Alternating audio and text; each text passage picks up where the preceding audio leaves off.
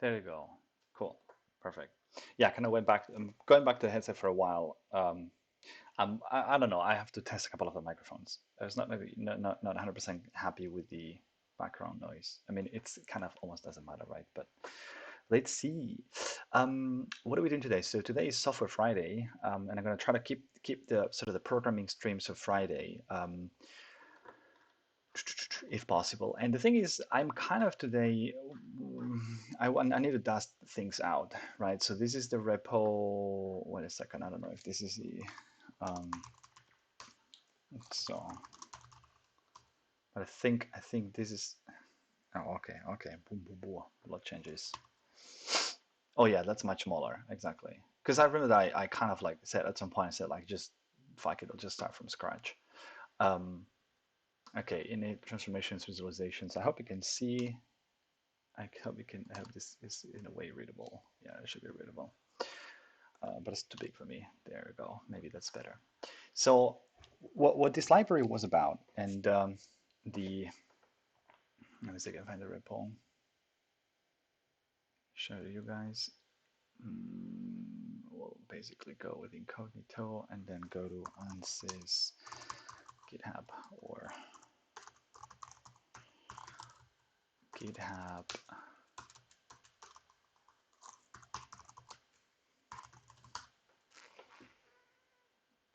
There you go. So this is the repository. Um, Historically, the history behind this is we want to have trying to basically build a quantum simulator that is using a hypergraph structure as an underlying structure instead of like a state vector, right? And it's a bit what I've been discussing in the past voice nodes and in the past streams this week, which is the concept of you kind of map qubits to nodes in the hypergraph, and then not qubits, but the states of qubits as nodes in the hypergraph, and then you kind of you represent entanglement by having these nodes associated with hyperedges, right? Which is a kind of image that you wouldn't see with a wave function, where in a wave function you kind of see the state of the full system, right? And if it's a superposition, then you kind of will see, the all the different basis states and their, weights and probabilities and whatnot. And so here you don't have that. And yeah, you can in theory make sort of a one-to-one mapping between these two representations, but the trick is I want this to make sure I want to make sure that at all times this representation is representing like you can just see by taking a look at the representation that if they are hyperedges, if and only if they are hyperedges, then the state is entangled, and those are the between the qubits that are entangled, and these hyperedges kind of represent different um, in an exhaustive way, sort of represent the actual correlations, right? And I want to be able to evolve that system with a set of replacement rules. Um, so you kind of go ahead and have gates like, you'd say, for example, match a cat 0 and replace it with a cat 1. So you wouldn't actually do the matrix multiplication. You would do things like this, right? The Hadamard gate would be, for every 0 in the hypergraph, replace it with a 0, with a plus state, right? So that is, I think, yeah, I think that is the ideal, right? So it's a sort of a match and replace. And also the idea is you can, kind of do it in a way that it's using SymPy and sort of the symbolic stuff, so you can essentially have also just symbolic wave functions, not just zeros and ones, and you can also have multi-level systems and whatnot, right? So not just like not just like qubit systems, but like above, like higher dimension systems. Now, what so far so good. Like that's easy, right? Now and basically, yeah, so there's the visualization part that in earlier versions it actually used to print the hypergraph, which I changed just because I got lost, I think, and I just got lost too much into sort of the details of that, and then I just like, let's keep it simple for now. It's just a simple thing where it just prints the qubits. because it's not just cube beats, but cube beats because you can have n dimensions, the amplitudes and the kets, and then it prints a correlation, so the hyperedges, right? So and the idea is, so you have, so you have basically you can create basis states, um, you can create state correlations, which would be the hyperedges, and then you can create basically a qubit system, right? So you can have more, like the idea is you just have one qubit system that's composed of qubits and correlations, right? So that's the hypergraph essentially. Whether that's going to be the latest form of these, I doubt, but just kind of at least to get the stuff right. And it's probably the third time that I'm kind of trashing all the code and starting from scratch. But that's essentially. And actually, I see that I kind of reduced it down to a basic bare bare bones implementation. And I even have a C these two functions in here, self interference and self entanglement, which because the problem that these had is that um, so the first problem that and I'm doing this also sort of as a recap for myself as well, right? Um, the main problem that I had with these is that it's easy to do sort of uh, the one qubit gates, but it's much more complicated to do the two qubit gates, right? Because okay, so how do you represent with the replacement rules, right? So how do you represent the CX, the control X gate, right? So match a one, or you see that's the problem, right? So match a hyper edge that's got like, and I see here this is wrong, and maybe that's how I should start. Like I probably should start with these rather than with the actual code, right? So I mean this is just basic boilerplate. Like you create a correlation, so you can initialize the qubits. It gives them a label, and it's either symbolic or it's just a non-symbolic. If it's non-symbolic, then I think it creates a basic zero, like yeah, just like a zero cat and a one cat. This is just initialize them all into zero cat with zero cats, yeah. Um, and when you create a correlation, you basically create a correlation. You can add states to this, so you can add the basis states that are correlated. And because again, in a way, the correlations are between the states, not the qubits. I know it's a bit confusing, but that's the idea. If the correlations are sort of, because that's the way that I understand entanglement up until this point, which is that it's about it's about the correlations that you observe when you're measuring, right? That's at least my working assumption. So that's why I'm gonna kind of keep calling it these. But you can still have sort of the plus state correlated with a minus state of another qubit, so to say, right? So in a way, you're saying if I knew this qubit is in the plus state, I would know for sure that the other qubit is in the minus state. Essentially, that's what happens with the Bell state, right? So you know if your system is in the you know in this state, right? That's the basic Bell state, and you know that if this qubit is zero, if you were to know that the qubit is in the zero state, then you would know with certainty that the other qubit is in the zero state as well. That's kind of what the wave function is telling you. So that's why the correlations are between states, necessarily not qubits, because the way that you represent these is by having, so you have like a zero node. Let's say for qubit 0 you have a 0 node and a 1 node, and for qubit 1 you have a 0 node and a 1 node. And so then you would basically have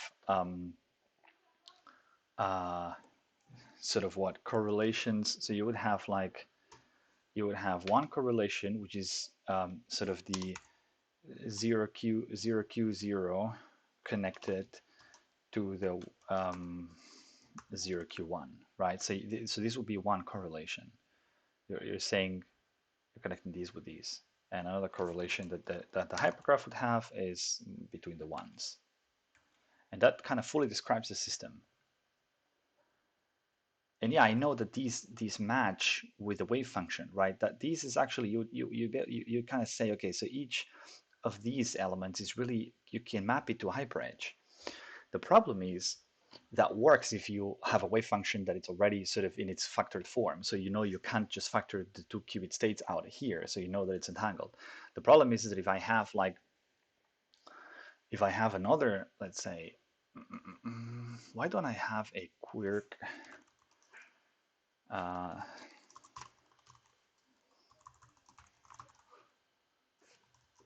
why don't I have a quirk bookmarked in here?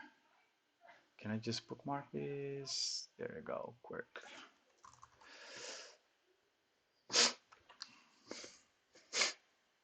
I mean, you can still have, for example, like a plus state and a minus state, right? And then say, I think that is still entangled, is it?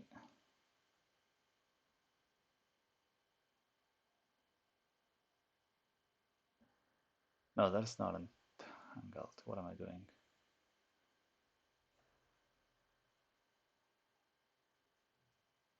Anyway, there are entangled states where you actually have the four elements, right? So it's difficult to say what would be an example. Um,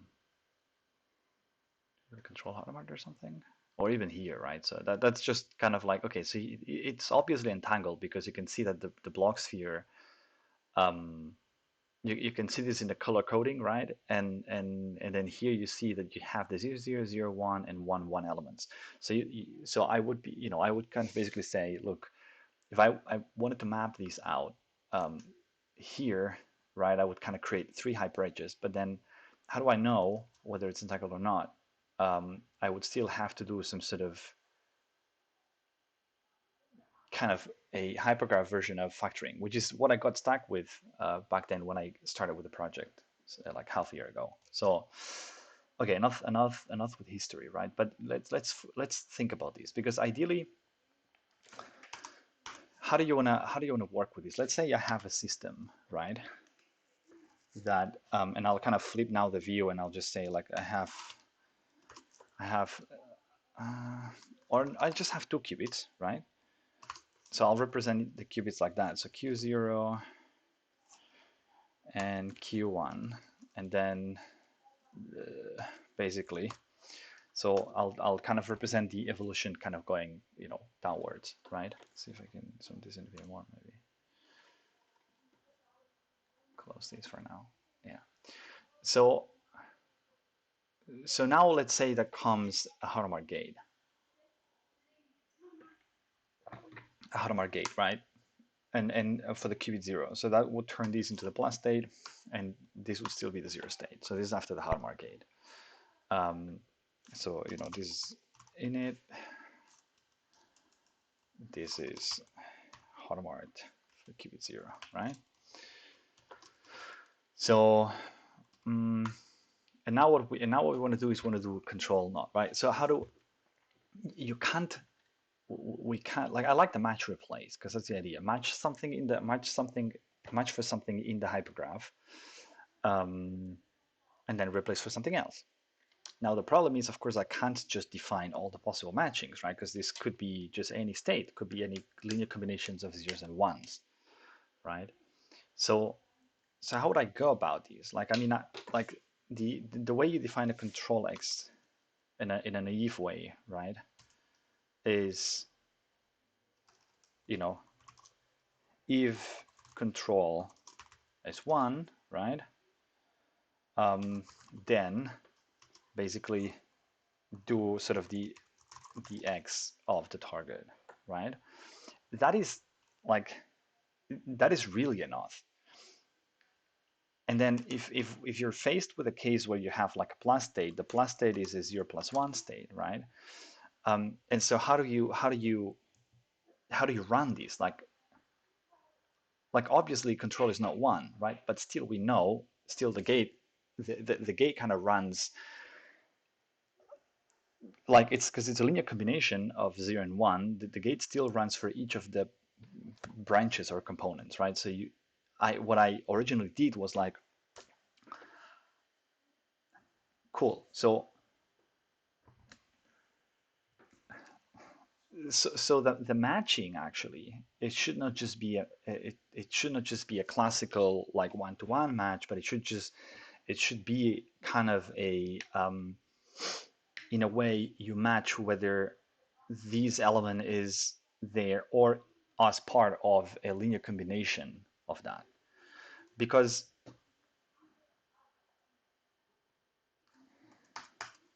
essentially you would say,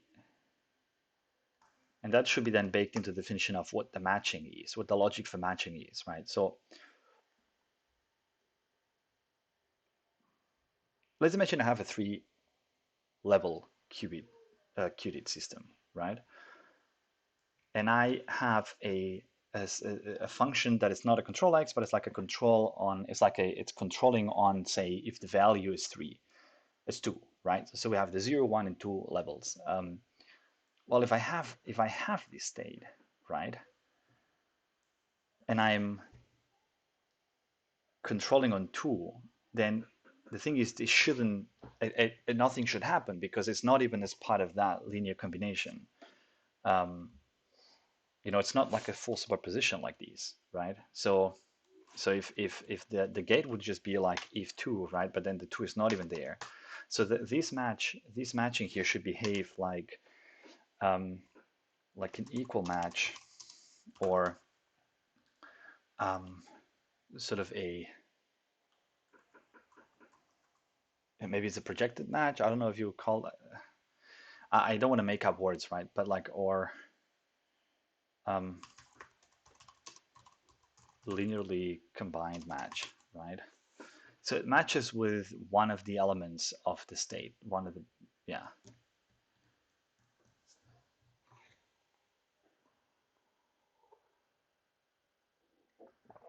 So, but again, my sort of first intuition was to say, okay, cool. So what you would do actually is you would maybe do sort of a pre-processing step, or like something that's like sort of the way that if is executed is by saying, cool, if the state is not in a basis state, like in a non-superposed state. And again, that's the wrong way to see it, right? Because you could also condition on like, what if you're conditioning in this state, right? Um, it's in the 0 + 1 state, right? So, and then, you know, and then what do you? But that's a bit complicated. And then what do you if your control qubit is 0, right? Well, it's in a way a linear combination, right? So that should match as well. But let's keep that for a second. So let's just match for 0 or for 1, and let's say assume that we have a 0 + 1 state, right? So the plus state as the control. That's a controlled state. Um, so one thought was, cool. So what I would do is I would always algorithmically just say, kind of separate and create as many copies of the node and just break down the superposition, right? And say, have one for 0, have one for 1, right? So as not as a 0 + 1, but as a 2 separate nodes, which you could interpret in a way as a mixed state. It's like you don't know where are you, right? Because essentially that's kind of what happens with entanglement, right? If these two branches then will kind of hyperedges will then just stay separate there, you could interpret the hypergraph this way, and say, well, I don't know where I am, right? It depends on the value of the other qubit, and that would be perfect. The problem is that so the first problem is that if you do this strategy, then you have to do another step, which is a post-processing step, which is like, well, is my resulting hypergraph sort of still compressible, or is it really entangled? Are those hyperedges really needed, right? Like, let's say that I have a second qubit that is in the plus state as well. So I'm messing up how this is going. So yeah, I don't know. Hopefully you'll be able to understand what I mean. So I have another qubit that's like here, right? And so now I've separated this one into 2, and I'm gonna kind of flip the view, and I'm gonna say, okay, so I separate this into 2 hyperedges, right? So they both get the same value here, but sort of the then is like if control is 1, so now I can actually run the statement and say, okay, is control 1 in this hyperbranch? No, so nothing happens. And now is control 1 in this hyper edge, yes.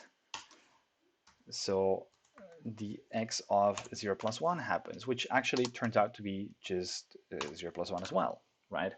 So so you end up with this state where the control x really hasn't entangled anything because, well, I don't really need like the maybe the way that I have to put it is in terms of equivalence. Like I want this hypergraph to be equivalent to this hypergraph.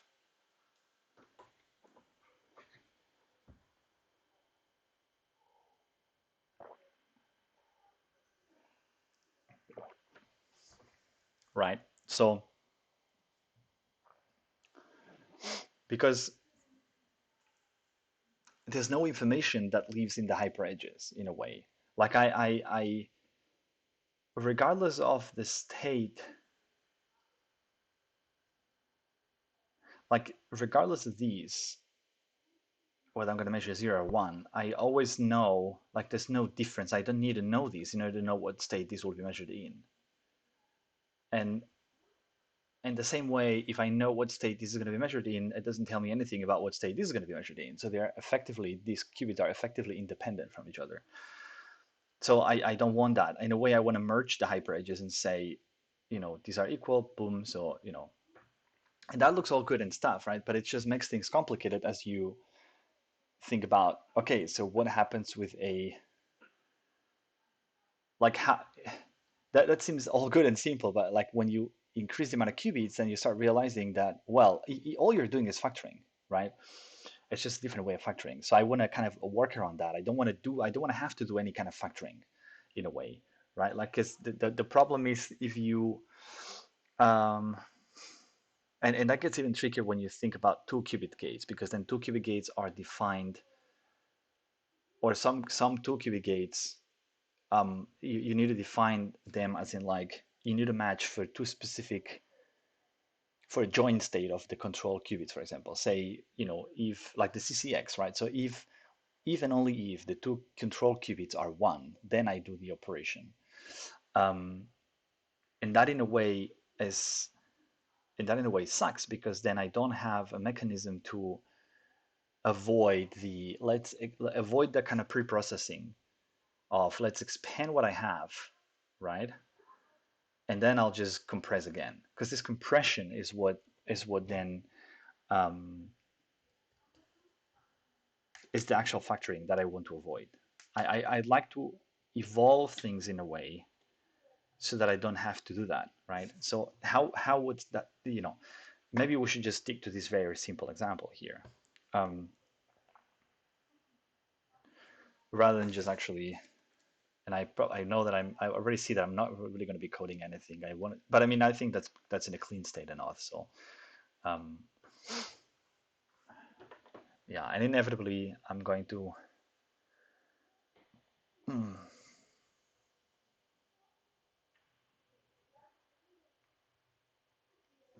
yeah, but it doesn't matter. So in this case, it's not that I want like I in this case that's a valid mapping of the CX gate, but I also want to be able to sort of as requirements, right?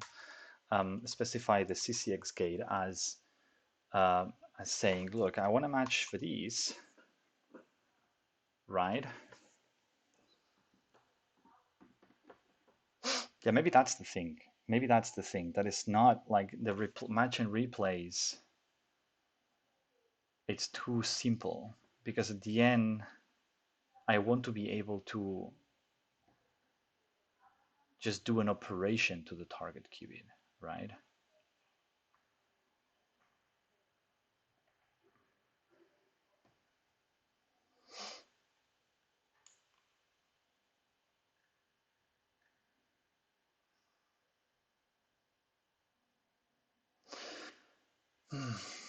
I want to do this kind of match and replays, but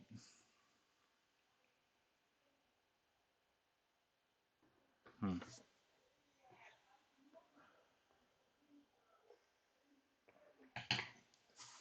because otherwise you kind of just would tend to say, look, in the match you should also include the target qubits, and so say, look, if you match these, then replace it by these, right? So you're implicitly adding the not gate operation here, and then you kind of have another rule here, but that's kind of what I had before. So you have another rule here that says, yeah, and that's all you do, right? So, but you kind of got a match for these. So this is, yeah, and then in a way that's kind of what I had here before. So,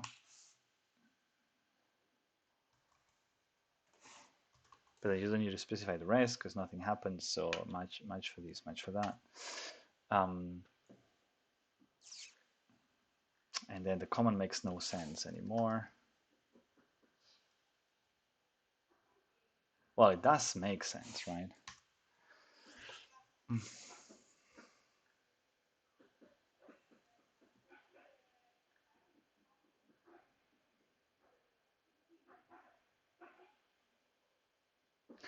Let's keep working on this. So how would I ideally like to have this implemented? So let's say that's what you have, right? So you have a 0 and a 0 plus 1. That's kind of, so this is control. This is control. This is target. And so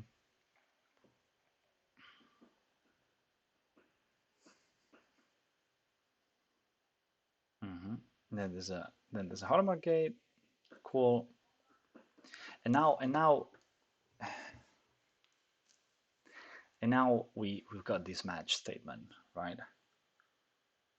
That says, well, I need a matching, and this is defined in a way, like you have to think about, like, I think the way that I originally worked on this was, the actual index here is something that then you give it a mapping, right? So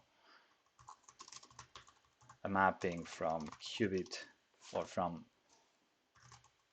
um, from index to qubit. So I'm in a way that, like, I'm saying, this is qubit 0 and qubit 1, right? So the stuff that I'm defining here. And so this guy here is like, okay, so I need to match a 1, and I'm here now. Okay, so I'm here. So it's like I need to match a 1 on Q0, I need to match a 0 on Q1. But then I go here, it's like, okay, cool. So there is a match, but it's a linearly combined match. It's not a because if it's an equal match, then I know, then I just do that. Then I just eh,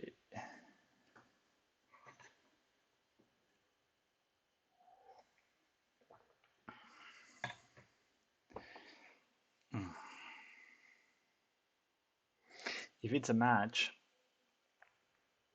and again, remember, sort of also there's this kind of assumption, right, where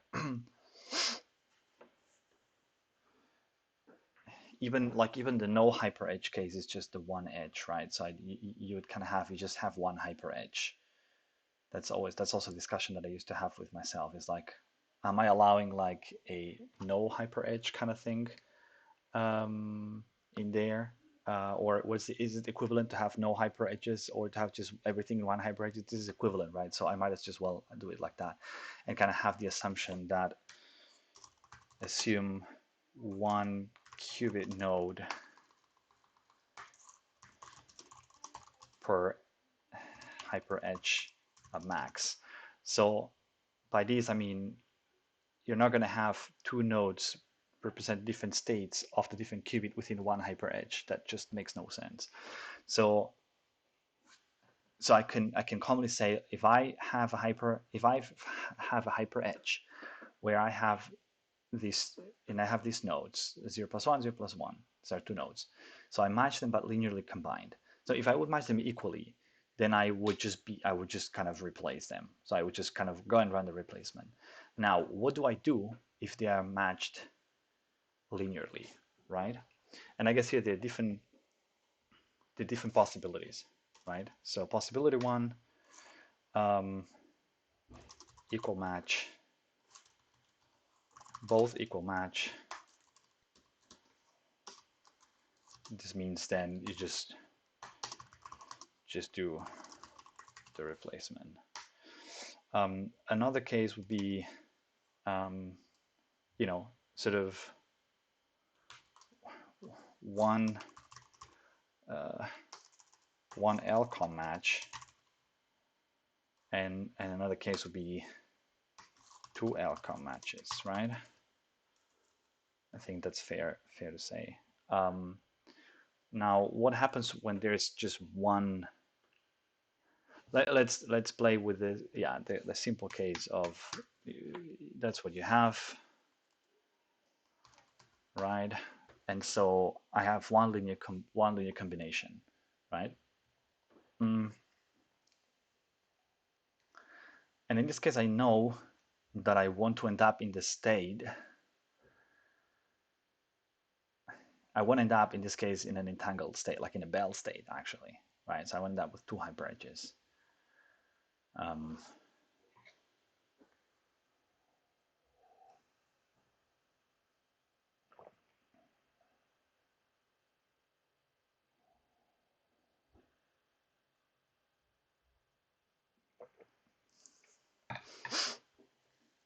because maybe it's just a matter of doing the things in a granular and atomic enough way so that I don't have to do sort of a processing of everything, right? But I keep just, if I keep the smallest equivalent graph possible, not equivalent, like the smallest hypergraph where I know that things are entangled as possible, um, you know, so, well, if there's a linear combination, there's really nothing else I can do. Like I do have to actually create the hyperedges because that's what I want. So I wanna kind of um, so split hyperedges, right? So that will be sort of the first thing that I think I can't avoid. And in this case, I have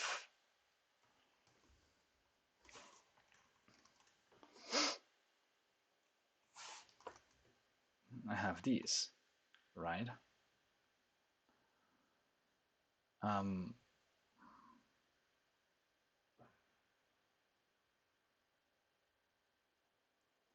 and then I replace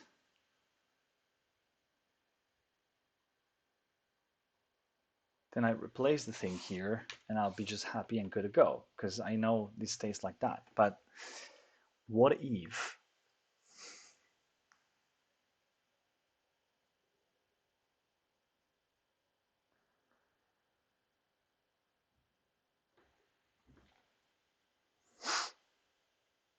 I'm kind of starting to realize that one thing that I didn't realize is that maybe the information that there's two LCOM matches, it actually it does help me because the way that I used to do before is like I was just caring about the control because I was just in a hardcore way saying that's how I'm gonna deal with the control versions of gates, right? In a way, if my starting point is like these, like if there's only one LCOM match, I think I don't have to do any post processing because then I know, yeah, well, what if the it's just stupid, right? But what if the actual, yeah, what if the actual, I do have to, right? Because what if the actual transformation that I'm replacing these for leaves the qubit in a physically equivalent way? So there's two ways, right? So one is sort of you have um, it's exactly the same state or is a state with a global phase because that's actually phase kickback, right? Let's say what if instead of x would be z, right? So so I would kind of come here and then say, well, yeah, Z kind of.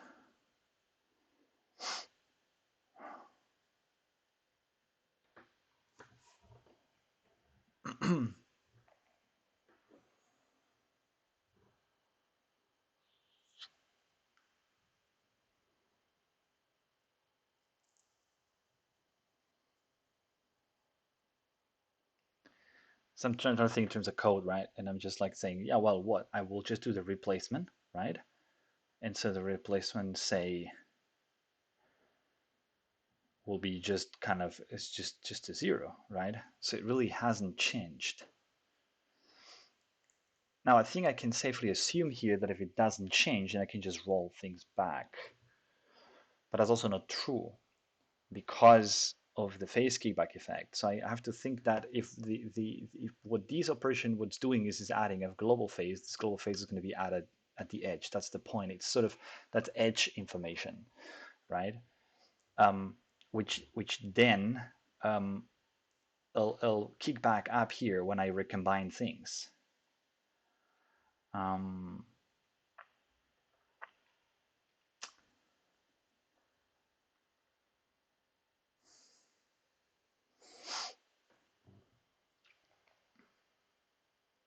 it almost feels like there's no other way to work or to kind of work with these.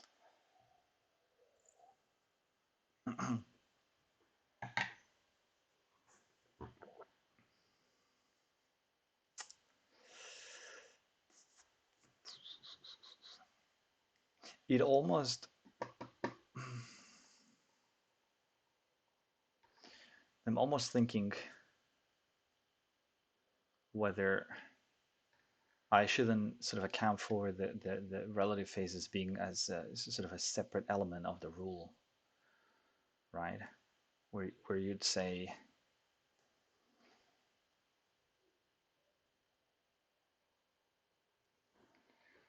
no,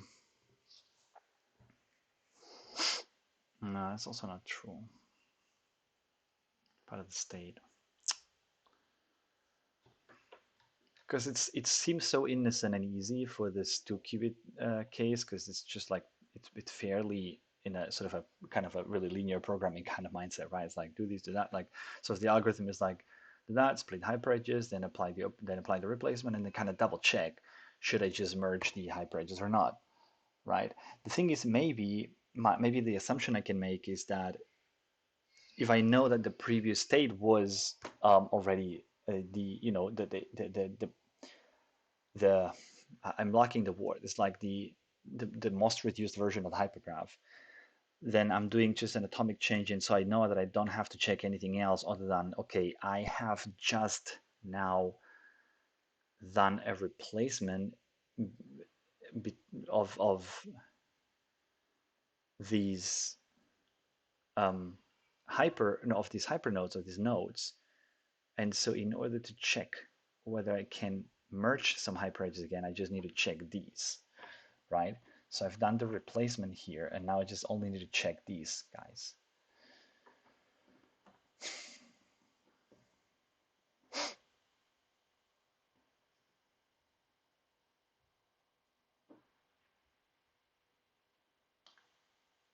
Only, only for the hypernodes that actually change. I need to check whether there's anything that needs to be changed. Hmm. Oh.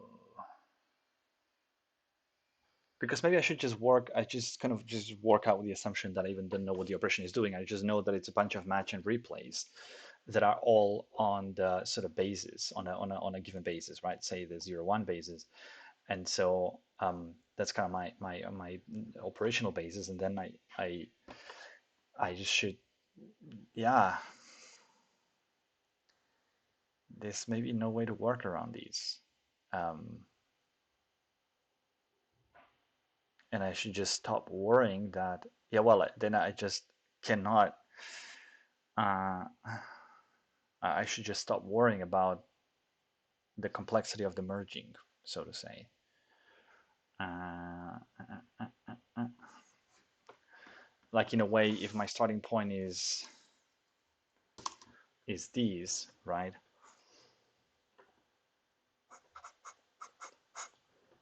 Okay, but that actually does help reduce some stuff. If I know there's an LCOM matching linearly or not, I know that I'm going to have to split.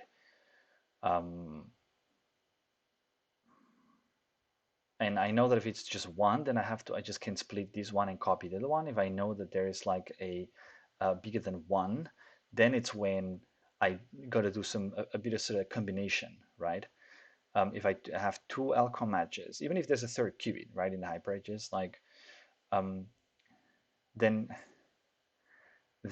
I need to kind of have that thing where uh,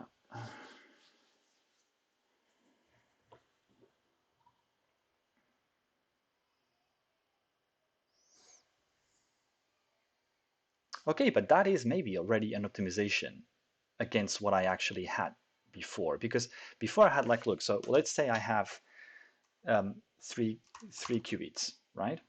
And I have a 3 qubit gate, and then the 3 qubit gate is like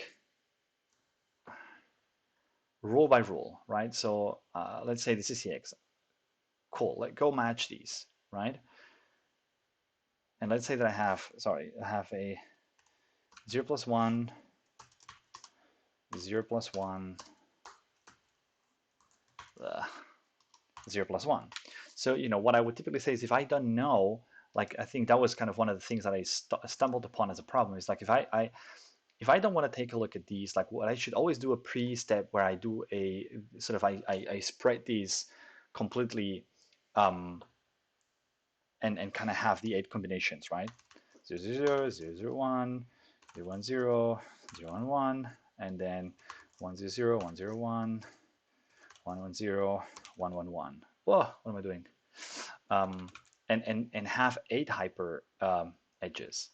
Cool. But if I know that if I know that, like the thing is I have the gate and I have the matching rules, and these matching rules just don't need to be like the full mapping table, right? um, I can just go rule by rule, and see if I have to, because yeah, that's actually not a bad idea because it saves me work. Because if I, let's take a look at the MS gate again for a second. So maybe this whole thinking about like, can I define things as if else, whatever, um, it's just pointless. Because I think that already takes me where I want to be from an sort of a, like if I have the rules defined like these, right? I can just go ahead and say like, I'm going to go top to bottom. I'm going to see if I can match EE, right? And then, or say EEE or something like 000. And then I would go and say, do I get like like full matches or LCOM matches? If I get LCOM matches, I know that I have to do that specific change. And then I can just kind of go one by one because it doesn't matter whether I apply them all at once or just one by one. It should be the same at the end result, right? So that way I expand things as less as possible.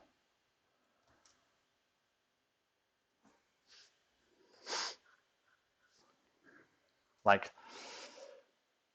in the case of these, right? Like I'd go and yeah, sure, the truth, the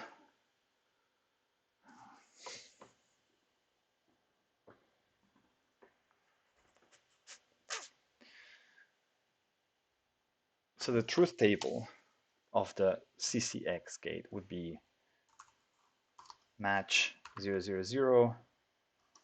No, it would be nothing. Just don't match these things because there's no replacement that you're doing. It's just like match 111. It's just one rule and replace by 110. It's two rules, or 110 and replace by 111. And so I would go ahead and say, okay, so let's match for these. It's like cool. It's like a triple LCOM, right? So yeah, fuck. But then I have to actually do the whole.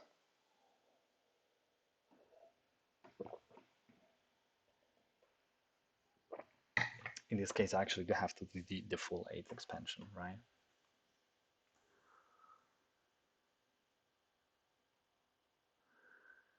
Whereas ideally, I would just kind of have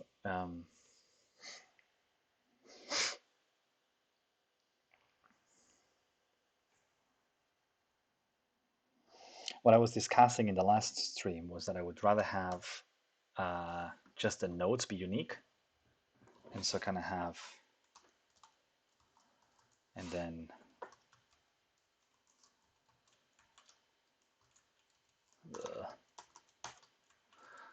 draw the hypergraphs right between these nodes. Yeah, but that's essentially the same. Doesn't matter. It's just a mess anyway. Yeah, those are equivalent representations.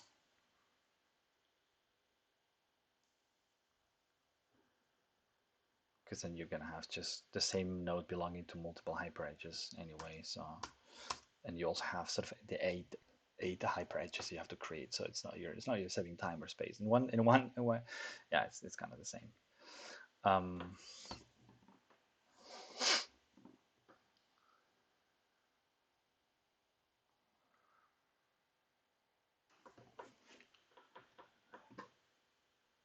because essentially,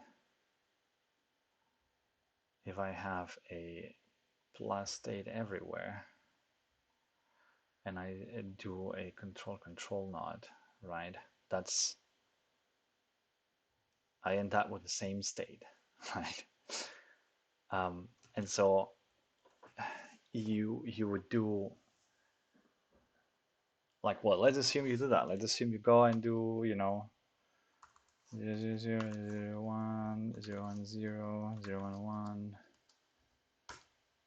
1 1 0 0 1 0 1 1 1 0 1 1 1. So you have all these temporal hyperedges, and uh, then you run the matching again. You find these and you replace these by these, and find these and replace by these, right?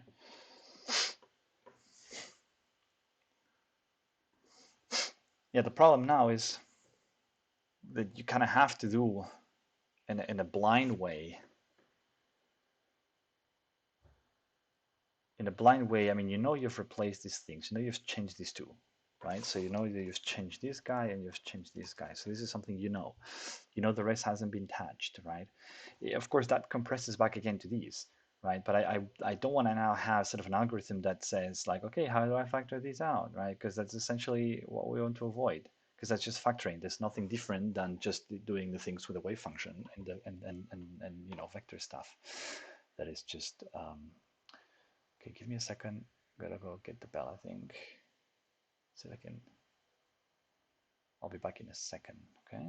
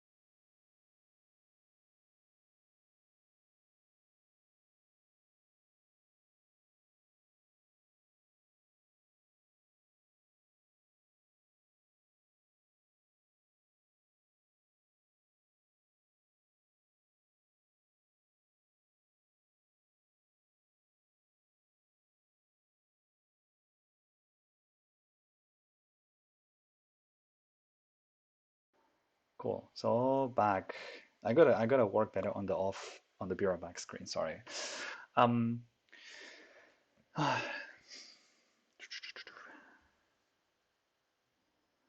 Yeah. So I know I changed these. So is there a smarter way that I could just um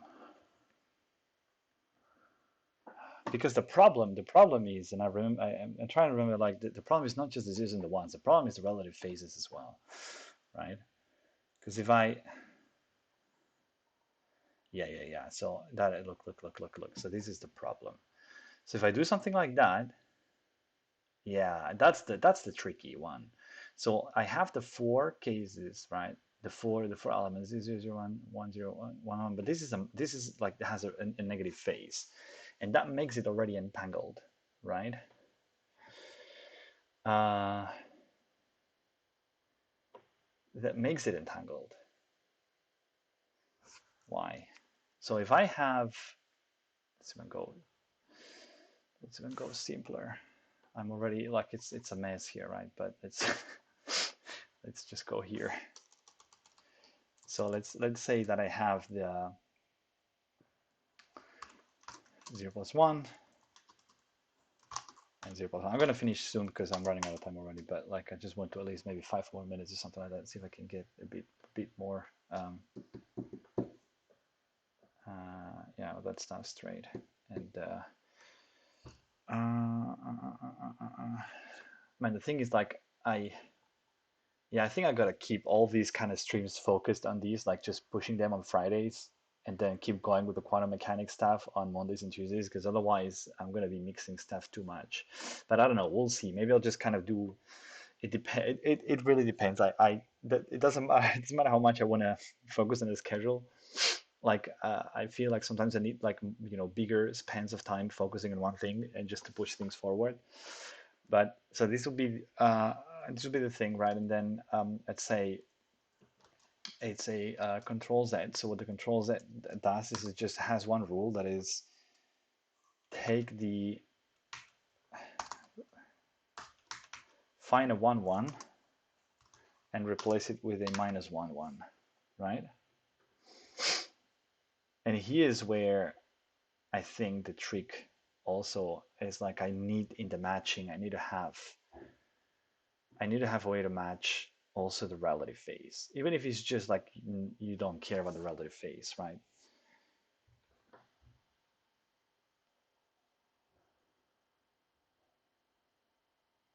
No, actually, that's wrong, right? So the rule would be these. Yeah, that's all good. The rule would be these. Find a 1 1 and replace it for a 1 minus 1, right? Now, I would go here and say, is this rule matching? Yeah, it's matching all over the place.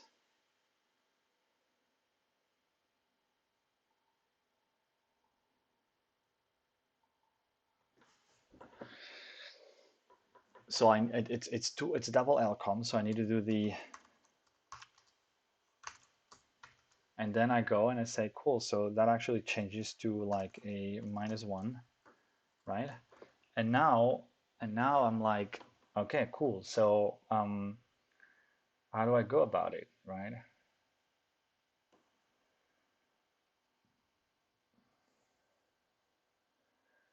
I can babble the weights, or I can babble sort of the complex amplitudes at the at the sort of at the edge level. So, and I can say this is equivalent to just saying minus, right? And so then I could say um,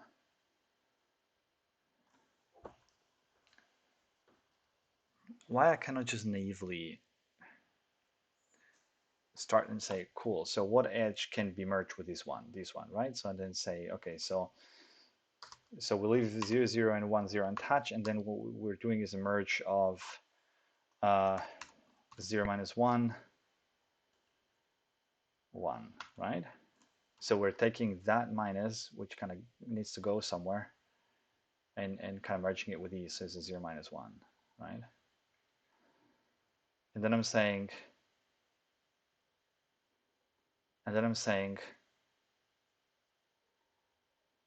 cool, so what about these? So here you have 0, 0, right? And so this is 0 plus 1. So then you kind of have, in a second pass, you kind of have 0 plus 1, 0, and 0 minus 1, 1. And now you can't merge anymore, but then, yeah, that's entangled. Actually, that's entangled. So the relationship is that you know that if one is 0, then the other one is plus, and 0 is minus, then the other one is 1. So that's entangled. You can't just do that anymore. So why was that a problem? Why is this algorithmically a problem? Why I don't know. Yeah, I know it's time consuming. I know that it has complexity, right? It's not that's the problem. That's why you can't just simulate things efficiently. Uh,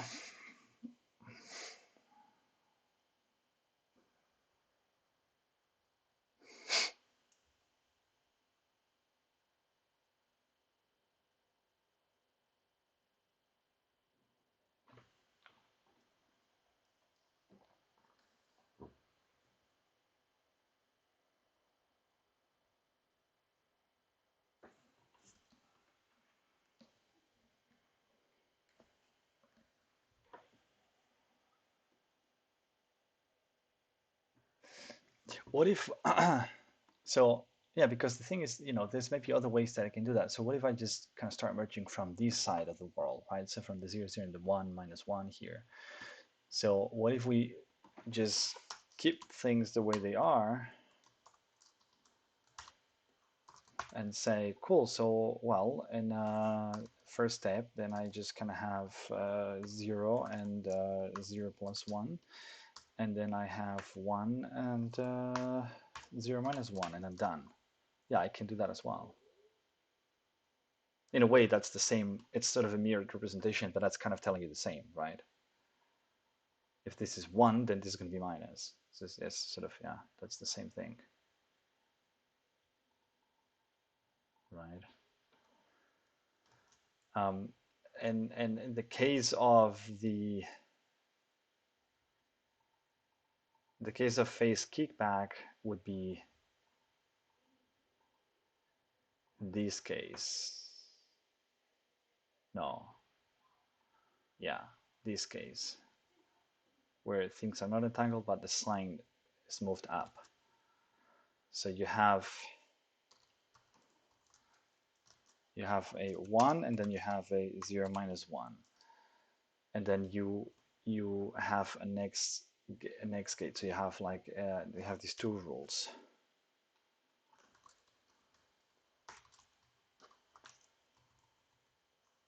And so what you do is say, okay, first rule, there's a match. So I'm going to do the expansion, and I'm going to have basically 1, 0 and 1 minus 1. And now I'm going to, yeah, in order to do the replacement, actually, that needs to go, that's the thing, right? So that's the thing with these. So the sign always needs to go up to that level, sort of to the edge level. And then I say, okay, so I actually have the 1, 1, which I replaced with 1, 0, and then the 1, 0, which I replaced with 1, 1. And now basically I can just say, I do the, so which ones are equal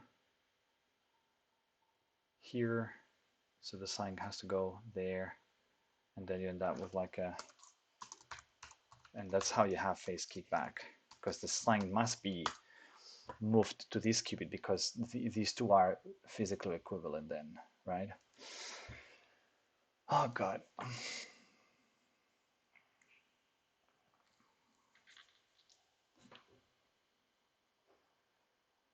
But for bigger cases like these, then it's like, what, then you pick all the ones?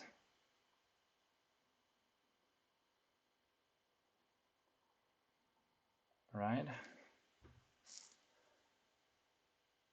That's the thing. That's the problem, is that if you go here, right? Let's say that that's the end state we have. And now I say, cool, so how do I start merging? So do I merge all these first, right? Um, like, how?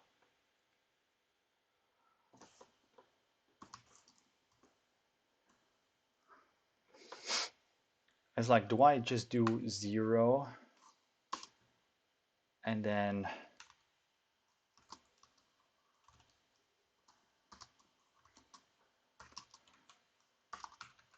I mean, yeah, I could also do that, but what's the point? That's not the point. I have,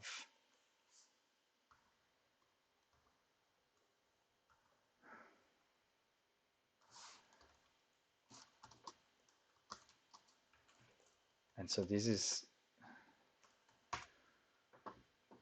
so essentially this is what I have,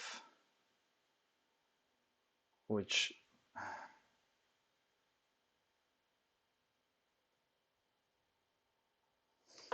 you see that it's not that tricky with 3 qubits. That's where the algorithm, the sort of the factoring becomes messy, right? Because I cannot just say, well, that reduces to like 0 plus 1, right? Because what if this would be 0, right? What if this wouldn't exist? Like how would I merge these, right? So I would just say what, 0 plus 0 plus 1? Like here's where I'm lacking a bit of that kind of like mental agility to figure out mathematical ways to kind of deal with this stuff, right? So I that's the best I can do, but how can I take that farther?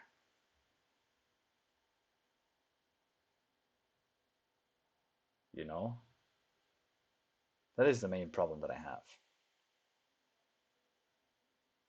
And that's when the idea just doesn't, it's not it just doesn't play out nicely just because I have these kind of expansions and I want to avoid these expansions. Okay, so at least I got to the point where I think I identified what the problem was that I got stuck with at the very beginning. That it all looks fair, nice, and easy with 2 qubits, but when you move to 3 qubits, then you kind of have the algorithm becomes complex.